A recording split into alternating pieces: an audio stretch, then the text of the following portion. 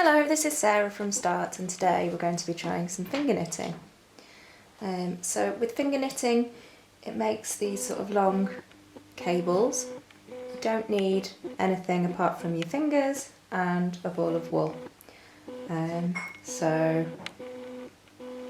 this is kind of what you'll get, and you can make it into a necklace or something. This is one I made into a necklace. You can make like a long thin scarf or a headband. So, to cast on with finger knitting, all you need to do is make a slip knot. You do that like this, so it's just a single knot, like that, a loop, and you slide that over your thumb and then pull it so it's secure but not too tight. So that's how you start off.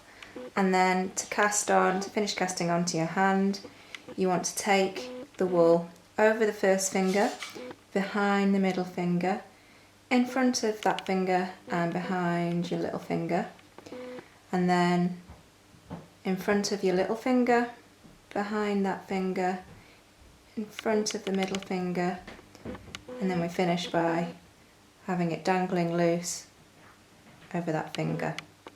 So that's how you cast on to your fingers, and then we're ready to start actual knitting. So to start the knitting, you want to curl this first finger over that hanging down thread, and then the one here you want to pull over this finger.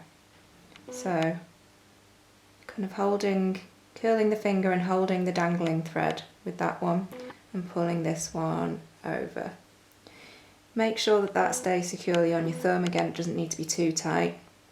It wants to stay there. And then you do the same with the next finger.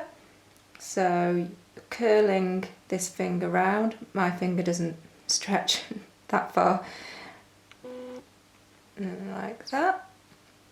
And the same with this finger. So again, you're leaving the hanging down thread, curling that finger over it to protect it, and then pulling the first thread over like that. And then this will be your final stitch, like that. So then you've done a row, and all you do then, you'll have your hanging down thread there, and you want to take it back to the beginning. So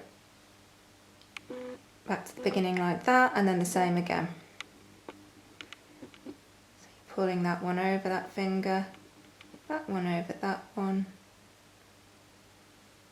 over that one, and that one over that one. And back to the beginning, that one over there, that one over there, over there. And that's basically it. You keep going like that, so I'll just quickly do a few more stitches so that you can see what it's going to look like.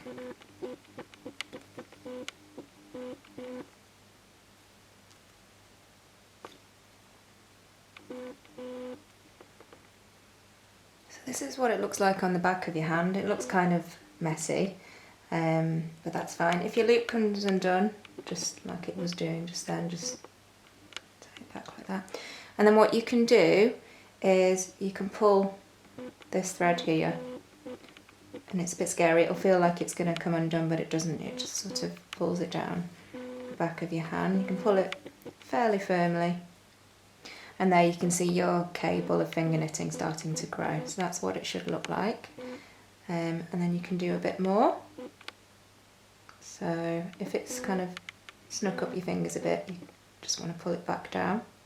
One thing to mention is you don't want to be wearing any rings really. I normally wear rings on this hand, but they can get in the way a bit. You can get a bit tangled up, so probably if you can, take your rings off. If you can't, don't worry about it. So I'll do a few more rows. So again, you can see I'm curling my fingers. You don't need to hold it down tightly or have the wool too tight on your fingers. and after a while you'll get into the rhythm of it and you don't even really need to look what you're doing. It's the sort of thing you can do in front of the television.